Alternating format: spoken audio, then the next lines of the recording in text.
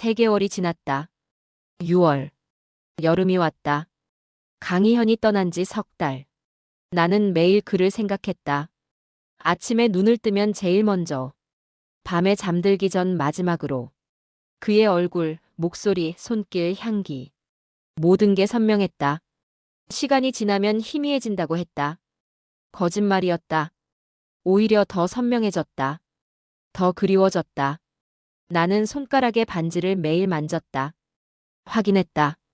아직 여기 있다고. 그와의 사랑이 꿈이 아니었다고. 가끔 의심이 들었다. 정말 있었던 일일까? 68세의 남자와 54세의 여자가 3개월 동안 사랑했다는 게 너무 짧아서 꿈 같았다. 하지만 반지가 증명했다. 진짜였다고. 사무실은 다시 열었다. 1달 만에 새로운 의뢰인들이 왔다. 나는 그들의 유언을 기록했다. 하지만 달라졌다. 이전처럼 기계적이지 않았다. 이제는 물었다. 무엇을 사랑하셨냐고. 누구를 사랑하셨냐고. 후회는 없냐고. 다시 돌아간다면 무엇을 하고 싶냐고. 사람들은 처음엔 어리둥절했다. 왜 그런 걸 묻냐고. 유언장이랑 무슨 상관이냐고. 나는 설명했다. 이게 진짜 유언이라고. 죽음의 기록이 아니라 삶의 기록이라고. 강희현이 내게 가르쳐 준 것이라고. 어떤 사람들은 울었다. 자기 인생을 돌아보며. 사랑했던 사람들을 떠올리며. 나는 함께 울었다. 이제는 울어도 괜찮았다. 감정을 가져도 괜찮았다. 그게 인간이니까. 어떤 사람들은 웃었다. 행복했던 순간들을 기억하며. 나도 함께 웃었다. 그리고 그들의 이야기를 정성껏 기록했다. 한 줄 한 줄. 그들의 삶이 헛되지 않았다고. 누군가는 기억할 거라고. 저녁에는 혼자였다. 작은 아파트로 돌아와 저녁을 먹었다. 혼자. TV를 봤다. 혼자. 책을 읽었다. 혼자. 하지만 외롭지 않았다.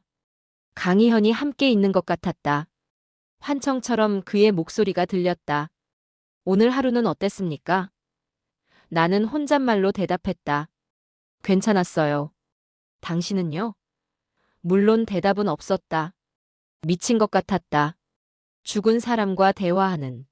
하지만 멈출 수 없었다. 그게 위로가 됐으니까. 주말에는 강릉에 갔다. 혼자. 우리가 함께 갔던 바다. 그곳에 섰다. 2월에 서 있던 그 자리.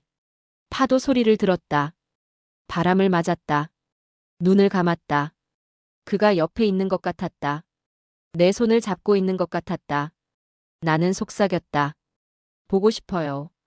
정말로. 바람이 대답했다. 나도 보고 싶소. 환청이었다. 하지만 믿고 싶었다. 5월 어느 날 민준에게서 전화가 왔다. 강희현의 둘째 아들. 나는 놀랐다. 장례식 이후 연락이 없었으니까. 그가 말했다. 만나고 싶다고. 할 이야기가 있다고. 중요한. 나는 약속을 잡았다. 카페에서. 서울 시내. 약속날. 나는 일찍 도착했다. 민준이 왔다. 30대 중반. 아버지를 닮았다. 특히 눈빛이. 그는 앉았다. 커피를 주문했다. 우리는 마셨다. 침묵 속에서. 그가 먼저 말했다. 어떻게 지내냐고. 나는 대답했다. 괜찮다고. 그는 고개를 끄덕였다. 그리고 말했다. 아버지 유품을 정리하다가 발견한 게 있다고. 나는 긴장했다. 뭔데? 그가 가방에서 서류 봉투를 꺼냈다. 내게 건넸다. 열어보라고. 나는 열었다. 서류가 있었다. 유언장이었다. 새로운 유언장. 날짜를 봤다. 2025년 2월 20일. 우리가 바다에 갔던 다음 주. 나는 읽었다. 유언장은 간단했다. 재산의 대부분은 아들들에게. 하지만 일부가 나한테 있었다. 10억. 그리고 강릉의 작은 집 하나. 나는 숨이 멎었다. 이게 뭐지? 민준이 말했다. 아버지가 비밀리에 작성하셨다고. 변호사를 통해. 우리한테도 알리지 않고. 나는 서류를 내려놓았다. 손이 떨렸다. 민준이 계속했다. 그리고 또 다른 발견이 있다고. 아버지의 의료기록. 나는 그를 봤다. 의료기록. 그가 설명했다. 아버지가 암 진단을 받은 게 2024년 8월이었다고. 췌장암 4기. 6개월에서 1년 시한부. 그래서 항암 치료를 6개월 받았다고. 2025년 2월까지. 하지만 그가 멈췄다. 나는 기다렸다. 심장이 빠르게 뛰었다. 민준이 말했다. 2월 말에 검사를 다시 받았다고. CT, MRI, 혈액 검사. 모든 것. 결과가 나왔다. 암이 사라졌다고. 나는 얼어붙었다. 뭐라고? 그가 고개를 끄덕였다. 사라졌다고. 완전히. 의사들도 놀랐다고. 기적이라고 했다고. 항암 치료가 효과를 본 거라고. 나는 이해할 수 없었다. 그럼 강희현은 죽어가지 않았던 거였다. 2월 말부터 우리가 사랑하고 있을 때 민준이 계속했다. 아버지는 그 결과를 받았다고. 2월 25일에. 하지만 우리한테 말하지 않았다고. 선생님한테도. 그냥 계속 죽어가는 척을 했다고. 나는 숨을 쉴 수 없었다. 가슴이 조여왔다. 이게 무슨 소리인가? 그럼 3월에 죽은 건? 민준이 말했다. 아버지는 정말로 죽었다고. 3월 15일에. 하지만 암 때문이 아니었다고. 심장마비였다고. 갑작스러운 검시 결과 급성 심근경색이었다고. 암과는 무관했다고. 나는 서류를 다시 봤다. 의료기록. 2월 25일. CT 스캔 결과 암세포 미발견. MRI 결과 정상. 혈액 검사 정상. 담당의 소견관의 상태. 추적 관찰 필요. 나는 손으로 입을 가렸다. 울음이 터져 나올 것 같았다. 민준이 말했다. 왜 아버지가 말씀 안 하셨는지 모르겠다고. 우리한테도 선생님한테도. 아마.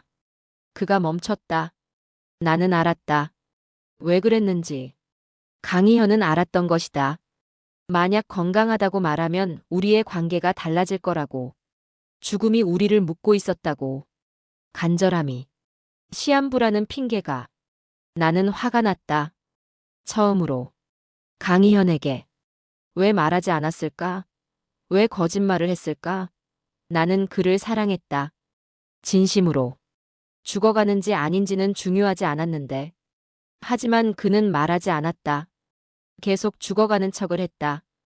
약한 척을 했다. 나는 믿었다. 다 믿었다. 바보처럼. 민준이 말했다. 선생님. 나는 그를 봤다. 그가 말했다. 아버지를 이해해달라고. 아마 두려우셨을 거라고. 진실을 말하면 선생님이 떠날까봐. 나는 고개를 저었다. 아니라고. 나는 떠나지 않았을 거라고. 사랑했으니까. 민준이 말했다. 하지만 아버지는 확신하지 못하셨을 거라고. 68세와 54세. 그 나이 차이. 죽음이라는 핑계가 없었다면 선생님이 정말 사랑했을까? 아버지는 의심하셨을 거라고. 나는 울었다. 카페에서. 사람들이 쳐다봤다. 상관없었다. 나는 울고 싶었다. 화도 나고 슬프고 억울했다. 민준이 티슈를 건넸다. 미안하다고. 이런 얘기해서. 하지만 알아야 할 것 같았다고. 나는 눈물을 닦았다. 물었다. 그럼 유언장은? 민준이 말했다. 법적으로 유효하다고. 선생님이 원하시면 받을 수 있다고. 10억과 강릉집. 나는 고개를 저었다. 필요 없다고. 민준이 말했다. 하지만 아버지의 뜻이라고. 나는 소리쳤다. 필요 없다고. 사람들이 더 쳐다봤다. 나는 목소리를 낮췄다. 미안하다고. 하지만 정말 필요 없다고. 사랑 때문에 함께 있었던 거지 돈 때문이 아니라고. 민준이 한참을 나를 봤다. 그리고 말했다. 알고 있다고. 선생님의 진심을. 아버지도 알고 계셨을 거라고. 그래서 더 두려우셨을 거라고. 그런 사랑을 받을 자격이 없다고 생각하셨을 거라고. 나는 울었다. 다시. 왜 그렇게 생각했을까? 자격이 없다니. 그는 사랑받을 자격이 충분했는데. 민준이 말했다. 선생님, 한 가지만 더. 나는 그를 봤다. 그가 또 다른 봉투를 꺼냈다. 편지라고. 아버지가 남기신. 선생님한테. 나는 받았다. 손이 떨렸다. 열었다. 강희현의 필체였다. 익숙한. 나는 읽기 시작했다. 지연 씨. 이 편지를 읽고 있다면 당신은 이미 진실을 알았을 것입니다. 민준이 말했겠지요. 제가 실제로는 죽어가지 않았다는 것을. 2월 말부터는. 미안합니다. 거짓말을 해서. 하지만 말할 수 없었습니다. 두려웠습니다. 당신이 떠날까봐. 우리의 관계는 죽음 위에 세워진 것이었습니다. 제가 6개월밖에 못 산다는 전제 위에. 그 간절함이 우리를 묶었습니다. 만약 제가 건강하다고 말했다면 그냥 평범한 68세 노인과 54세 여자의 관계가 됐을 것입니다. 당신은 부담스러워했을 것입니다. 나이 차이를, 세상의 시선을. 저도 확신하지 못했습니다. 당신의 사랑이 진짜인지, 동정심은 아닌지. 그래서 말하지 않았습니다. 비겁했습니다. 하지만 행복했습니다. 당신과 함께 있는 매 순간이. 거짓말 위에 세워진 행복이었지만 그래도 행복이었습니다. 3월 15일 밤, 저는 당신 곁에서 잠들었습니다. 행복하게. 그리고 깨지 못했습니다. 심장이 멈췄습니다. 의사는 급성 심근경색이라고 했답니다. 제가 미리 이 편지를 쓰는 이유는 만약 제가 갑자기 죽으면 당신이 진실을 알게 될 것이고 그럼 혼란스러워할 것 같아서입니다. 지연 씨. 저는 당신을 사랑했습니다. 진심으로. 거짓말은 했지만 사랑만큼은 진짜였습니다. 당신 덕분에 마지막 몇 달이 제 인생에서 가장 아름다웠습니다. 고맙습니다. 유산에 대해서. 저는 당신한테 뭔가 남기고 싶었습니다. 물질적인. 우리의 사랑이 진짜였다는 증거로. 받아주십시오. 부담이 아니라 선물로. 특히 강릉집은 우리가 함께 갔던 바다 근처입니다. 그곳에서 살아주십시오. 가끔은. 저를 기억하며. 마지막으로. 저를 용서해 주십시오. 거짓말을 한 것을. 하지만 우리의 사랑까지 거짓이었다고는 생각하지 말아 주십시오. 그것만은 진짜였습니다. 시작부터 끝까지. 사랑합니다. 영원히. 강희현. 나는 편지를 내려놓았다. 울지 않았다. 더 이상 눈물이 안 나왔다. 그냥 텅 빈 기분이었다. 뭘 느껴야 할지 몰랐다. 화, 슬픔, 배신감, 사랑. 다 섞여 있었다. 구분할 수 없었다. 민준이 물었다. 괜찮냐고. 나는 고개를 끄덕였다. 거짓말이었다. 전혀 괜찮지 않았다. 민준이 말했다. 유산에 대해서는 천천히 생각하라고. 거절하고 싶으면 그래도 된다고. 우리는 이해한다고. 나는 고개를 끄덕였다. 알겠다고. 민준이 일어났다. 가봐야 한다고. 나는 앉아 있었다. 그가 내 어깨를 가볍게 두드렸다. 힘내라고.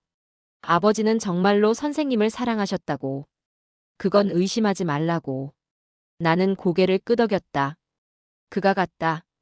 나는 한참을 앉아 있었다. 카페가 어두워질 때까지. 직원이 와서 물었다. 더 주문하실 거냐고. 나는 고개를 저었다. 일어났다. 나갔다. 거리를 걸었다. 목적지 없이. 그냥 걸었다.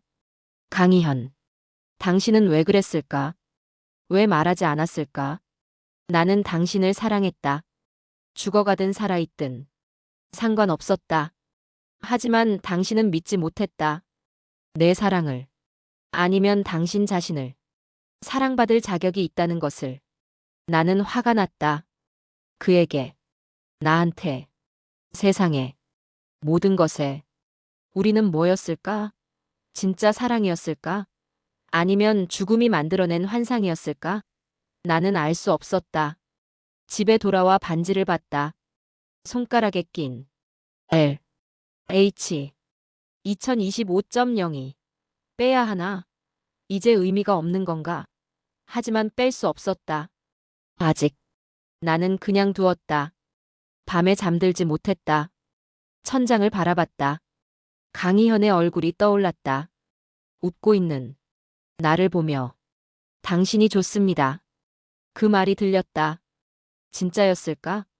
아니면 죽음이라는 핑계 뒤에 숨은 거짓말이었을까? 일주일이 지났다. 나는 결정하지 못했다. 유산을 받을지 말지. 받으면 인정하는 것 같았다. 그의 거짓말을. 하지만 거절하면 부정하는 것 같았다. 우리의 사랑을. 나는 혼란스러웠다. 어느 날 밤 나는 강릉으로 차를 몰았다. 충동적으로. 강희현이 남긴 집을 보고 싶었다. 주소는 민준이 줬다. 바다 근처. 작은 집. 나는 찾았다. 밤이었지만 달빛으로 보였다. 정말 작은 집이었다. 하얀색. 1층. 정원이 있었다. 바다가 들렸다. 가까웠다. 나는 차에서 내렸다. 문 앞에 섰다. 열쇠는 없었다. 하지만 창문으로 들여다봤다. 가구가 있었다. 간단한 소파, 테이블, 침대. 벽에는 그림이 걸려 있었다. 바다 그림. 아름다웠다. 나는 집 주위를 걸었다. 뒤쪽으로 작은 테라스가 있었다. 의자 2개, 테이블 하나. 바다가 보였다. 달빛에 반짝이는. 나는 의자에 앉았다. 무단 침입이지만 상관없었다. 바다를 봤다. 파도 소리를 들었다. 강희현이 이 집을 샀던 건 언제였을까? 2월. 우리가 사랑하고 있을 때 그는 뭘 생각했을까? 여기서 나와 함께 살고 싶었을까? 아니면 그냥 나한테 남기고 싶었을까? 죄책감 때문에. 나는 울었다. 또 바다를 보며. 왜 이렇게 복잡한가? 사랑은 간단해야 하는데. 두 사람이 서로를 원하면 되는데. 왜 이렇게 꼬였을까? 거짓말, 의심, 두려움. 모든 게 얽혀 있었다. 새벽이 됐다. 해가 떴다. 바다 위로. 아름다웠다. 강희현도 이 해를 보고 싶었을까? 나와 함께. 나는 일어났다. 차로 돌아갔다. 서울로 운전했다. 집에 도착해 샤워했다. 옷을 갈아입었다. 사무실로 갔다. 일을 했다. 기계적으로. 새로운 의뢰인들을 만났다. 그들의 유언을 썼다. 하지만 집중할 수 없었다. 머릿속은 강희현으로 가득했다. 점심때 민준에게 전화했다. 만나자고 했다. 결정했다고. 민준이 왔다. 사무실로. 우리는 마주 앉았다. 나는 말했다. 유산을 받겠다고. 민준이 놀랐다. 정말? 나는 고개를 끄덕였다. 하지만 조건이 있다고. 나는 설명했다. 10억은 기부하겠다고. 암연구재단에. 강희현의 이름으로. 그가 췌장암으로 고생했으니까. 설령 낫긴 했지만 다른 사람들은 고통받고 있으니까. 민준이 고개를 끄덕였다. 좋은 생각이라고. 그리고 강릉집은 받겠다고 말했다. 하지만 거기 살지는 않을 거라고. 가끔 갈 거라고. 주말에.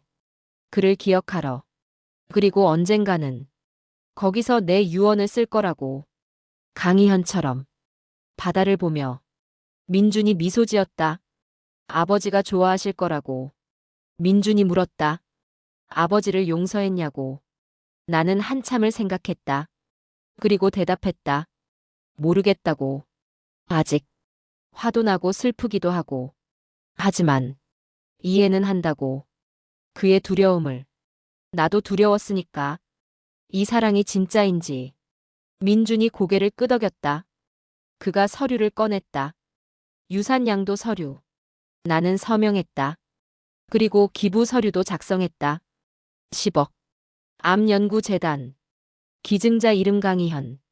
민준이 처리하겠다고 했다. 민준이 일어서며 말했다. 선생님. 나는 그를 봤다. 그가 말했다. 고맙다고.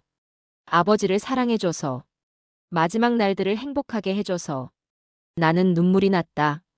나도 고맙다고 말했다. 아버지가 나를 사랑해줘서, 살아있게 해줘서. 민준이 갔다. 나는 혼자 앉아 있었다. 창밖을 봤다. 6월의 하늘. 파랬다. 구름이 떠다녔다. 강희현. 당신은 어디 있을까? 하늘, 바다, 아니면 내 심장 속. 그날 저녁 나는 강희현의 편지를 다시 읽었다. 천천히. 한 줄 한 줄. 사랑만큼은 진짜였습니다. 그 문장에서 멈췄다. 진짜였을까? 나는 믿고 싶었다. 믿기로 했다. 왜냐하면 내 사랑은 진짜였으니까. 그의 사랑도 진짜였을 거라고. 거짓말을 했어도, 두려워했어도, 사랑만큼은 진짜였을 거라고. 나는 노트북을 켰다. 새 파일을 만들었다. 제목 강희현을 위한 편지. 타이핑을 시작했다. 강희현 씨. 당신이 남긴 편지를 읽었습니다. 진실도 알게 됐습니다. 화가 났습니다. 많이. 왜 말하지 않았냐고. 왜 거짓말을 했냐고. 하지만 이해합니다. 당신의 두려움을. 나도 두려웠으니까. 당신이 물었죠. 우리의 사랑이 진짜였냐고. 나는 대답합니다. 네. 진짜였습니다. 적어도 제게는. 당신이 죽어가든 살아있든 상관없었습니다. 나는 당신을 사랑했습니다. 68세의 당신을. 주름진 얼굴, 약한 몸, 슬픈 눈빛. 모든 걸 사랑했습니다. 거짓말은 용서합니다. 시간이 걸리겠지만 언젠가는. 왜냐하면 당신이 남긴 것이 더 크니까. 사랑하는 법, 사는 법. 그걸 가르쳐 줬으니까. 유산은 받았습니다. 하지만 당신 생각대로가 아닙니다. 10억은 기부했습니다. 당신 이름으로. 강릉집은 가끔 갈 겁니다. 당신을 기억하러. 하지만 거기 살지는 않을 겁니다. 아직. 언젠가는 모르죠. 당신을 사랑합니다. 여전히. 화가 나도, 슬퍼도, 혼란스러워도 사랑합니다. 그게 진실입니다. 한지연. 나는 저장했다. 인쇄했다. 봉투에 넣었다. 어디 보낼까? 그는 없는데. 나는 웃었다. 이상했다. 없는 사람한테 편지를 쓰다니. 하지만 괜찮았다. 쓰는 것만으로 위로가 됐으니까. 봉투를 책상 서랍에 넣었다. 강희현의 반지 옆에. 함께 보관하겠다고. 우리의 비밀로. 그날 밤 꿈을 꿨다. 강희현이 나왔다. 하지만 이번엔 달랐다. 그는 건강했다. 젊어 보였다. 60대 초반쯤. 미소 지으며 걸어왔다. 나한테. 손을 내밀었다. 나는 물었다. 당신 건강해졌어요? 그가 고개를 끄덕였다. 네. 하지만 늦었습니다. 뭐가요? 당신한테 말하는 게. 진실을. 나는 말했다. 괜찮아요. 이제 알았으니까. 그가 말했다. 용서해 주시겠습니까? 나는 울었다. 꿈속에서. 네. 용서해요. 그가 나를 안았다. 따뜻했다. 고맙습니다. 사랑합니다. 나도 사랑해요. 깨어났을 때 베개가 젖어 있었다. 울었던 것이다. 꿈에서도 현실에서도. 나는 일어나 창문을 열었다. 새벽 공기를 들이마셨다. 상쾌했다. 나는 결심했다. 이제 앞으로 나아가겠다고. 강희현을 잊는 게 아니라 안고 가는 거다. 그와의 추억을, 사랑을, 그리고 배운 것들을 모두 안고 계속 살아가는 거다. 그게 그를 기억하는 방법이다. 그를 사랑하는 방법이다. 손가락에 반지를 만졌다. 빼지 않기로 했다. 계속 끼고 있겠다고. 강희현의 사랑을 기억하겠다고. 진짜였든 아니든. 내게는 진짜였으니까. 나는 샤워했다. 옷을 입었다. 사무실로 갔다. 문을 열었다. 새로운 하루가 시작됐다. 나는 준비됐다. 살아갈. 사랑할. 계속. 전화가 울렸다. 새로운 의뢰인. 70대 여성. 남편을 10년 전에 여의었다고. 유언을 쓰고 싶다고. 하지만 뭘 써야 할지 모르겠다고. 나는 미소 지었다. 알겠다고. 도와드리겠다고. 일단 남편과의 이야기를 들려달라고. 어떻게 만났는지, 어떻게 사랑했는지. 그게 유언의 시작이니까. 그녀가 말하기 시작했다. 나는 들었다. 타이핑했다. 그녀의 50년 사랑 이야기를. 웃음과 눈물이 섞인. 나는 함께 웃었다. 함께 울었다. 그리고 생각했다. 나도 언젠가 이런 이야기를 할 수 있을까? 강희현과의 3개월을. 누군가한테. 자랑스럽게. 아마 할 수 있을 것이다. 왜냐하면 그건 내 인생에서 가장 진실한 시간이었으니까. 가장 아름다운 시간이었으니까. 퇴근길에 서점에 들렀다. 시집을 샀다. 강희현이 좋아했던 시인의. 집에 와서 읽었다. 그의 목소리로 들렸다. 당신을 만나고 나의 봄은 그렇게 다시 찾아왔습니다. 나는 울었다. 하지만 슬프지 않았다. 감사했다. 그를 만난 것이. 사랑한 것이. 밤에 침대에 누워 천장을 봤다. 강희현. 당신은 거짓말을 했습니다. 하지만 사랑만큼은 진짜였을 거라고 믿습니다. 믿고 싶습니다. 왜냐하면 제 사랑은 진짜였으니까. 그리고 나는 약속합니다. 당신이 내게 준 것을 낭비하지 않겠다고. 사는 법을, 사랑하는 법을, 다른 사람들한테도 나눠주겠다고. 그게 당신을 기리는 방법이니까. 잘 자요, 강희현. 어디 있든. 나는 여기서 당신을 기억하며 살아갈 겁니다. 매일. 진짜로. 사랑합니다. 여전히. 영원히. 다음 화 예고 최종화. 1년 후.